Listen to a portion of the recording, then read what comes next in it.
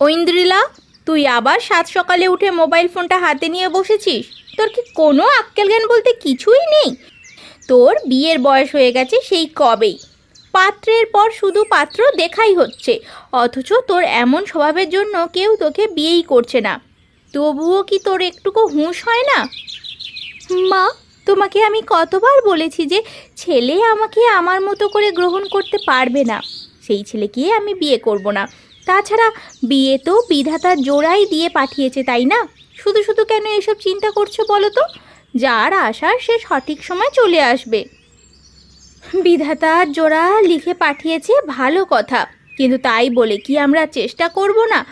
আর তাছাড়া চেষ্টা করার মুহূর্তে যদি তোর এমন বদ অভ্যাসের কথা সবাইয়ের কাছে জানাজানি হয়, তখন কে যে তোর জন্য লেখা আছে সে কি আদৌ তোর কাছে আসবে? উফ মা, সকালবেলা এইসব বলে আমার মাথা খেও না তো, ভালো লাগছে না। কোনো কাজ থাকলে বলো, আর না থাকলে যাও। শান্তি করে একটু মোবাইল ফোন টেপাও যায় না। তোমাকে মোবাইল টিপতে হবে না, এসে দুটো কাজে সাহায্য করো, তাতেই হবে। সেটা পারবে নাকি সেটাও করতে পারবে না?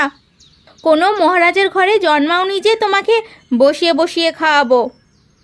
এটা ছাড়া তো তোমাদের কোনো উপায় নেই।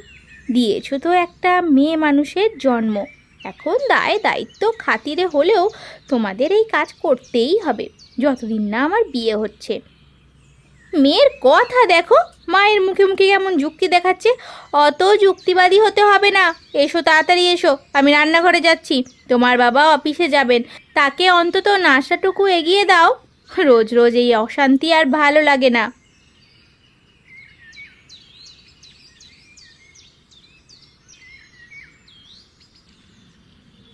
ধুর, ভালো লাগে না কিছু। সব সময় যখন আমি মোবাইল ফোন নিয়েই টিকটক দেখতে বসি, তখনই মায়া এসে ঝগড়া দিতে হয়। সব বুঝি আমি, আমাকে মোবাইল ব্যবহার করতে না দিতে চাওয়ার ধান্দা এগুলো। বিয়ে করে একবার এই বাড়ি থেকে বেরিয়ে যাই, তারপরে দেখব আর কি আমাকে টিকটক দেখতে আটকায়। ঐন্দ্রিলাকে নিয়ে তার বাবা মায়ের এমন ঝগড়াঝাটি প্রায় প্রতিদিনের বিষয় হয়ে দাঁড়িয়েছে। ঐন্দ্রিলার মোবাইলের প্রতি আসক্তি এবং টিকটক করার নেশা তাকে সবার সামনে হাসির পাত্রী বানিয়েছে। এ কথা সে আমলেই নেয় না। তার এমন স্বভাবের কারণে পাত্রপক্ষ থেকে প্রতিবার বিয়ে ভেঙে দেওয়া হয়েছে। এদিকে দিন দিন ঐন্দ্রিলার বয়সও বেড়ে যাচ্ছে, এই নিয়ে বাবা মায়ের চিন্তার শেষ নেই।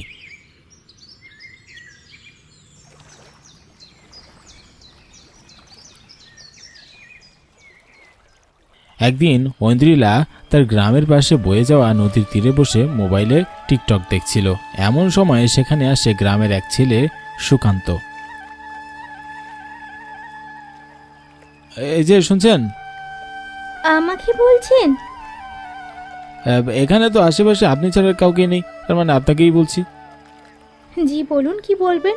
আর যা বলার তাড়াতাড়ি বলুন। আরে বাপরে, মনে হচ্ছে তো আপনি অনেক ব্যস্ত, কিন্তু এখানে তো ব্যস্ত হওয়ার মতো কিছু দেখছি না। তা কি নিয়ে ব্যস্ত জানতে পারি? আচ্ছা, মুশকিল তো মশাই, আপনি দেখি আমার সময় নষ্ট করছেন। আমি আমার মতো মোবাইলে টিকটক দেখছি। সত্যি বলছেন? টিকটক দেখা কি আপনি ব্যস্ততা হিসেবে দেখছেন? কেন, আপনার কোনো অসুবিধা আছে? আমার যেভাবে খুশি আমি সেইভাবে আমার ব্যস্ততা দেখাতে পারি। আপনার সাথে দেখছি কথা বলাই ভুল হয়েছে। কথায় কথায় এত উত্তেজিত হওয়া কিন্তু ঠিক না, বুঝলেন?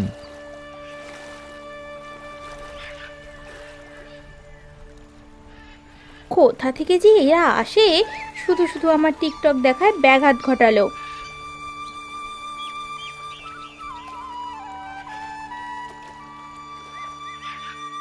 সেদিন বাড়িতে ফিরতে বেশ দেরি হয়ে গেল। প্রায় সন্ধ্যা নাগাদ সে বাড়িতে গেল।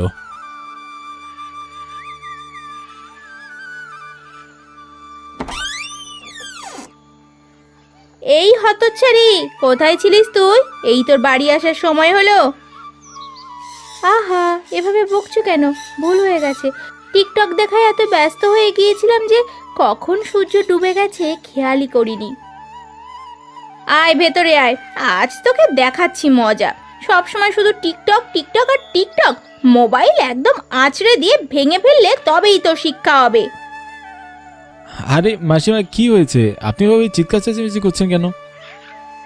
চিৎকার করছে কি আর সাধে বাবা, এই যে আমার মেয়ে ঐন্দ্রিলা সারাদিন বাড়ির বাইরে, তাও আবার আসার কারণ দেখাচ্ছে কি না, সে টিকটক দেখায় ব্যস্ত হয়ে গিয়েছিল বলে বাড়ি আসার সময় তার খেয়াল ছিল না। এমন খামখেয়ালি মেয়েকে দিয়ে জীবনে যে কি হবে বাবা বলো তো আমায়। ও আচ্ছা, উনি আপনার মেয়ে তাহলে? ও মা, তোমরা কি দুজন দুজনকে চেনো নাকি? না, রাস্তায় আসার সময় তো চিনতাম না, তবে এখন চিনলাম এই আর কি। তাই মাসিমা, ওনাকে আর বকার দরকার নেই, আপাতত বাড়ির ভিতরে আনুন, আস্তে ধীরে বোঝালে উনি ঠিক বুঝতে পারবেন। সুকান্তের কথা মতো কল্যাণী আর কিছু না বলে ঐন্দ্রিলাকে বাড়ির ভিতরে ঢুকতে দিলেন।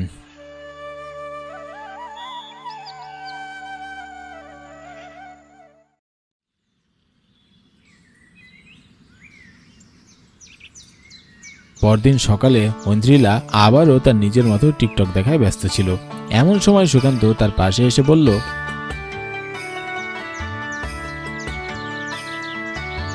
কি টিকটক দেখছেন?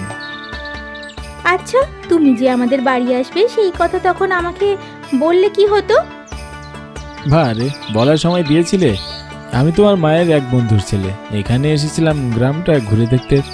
শুনলাম মাঝিমা এখানেই থাকেন,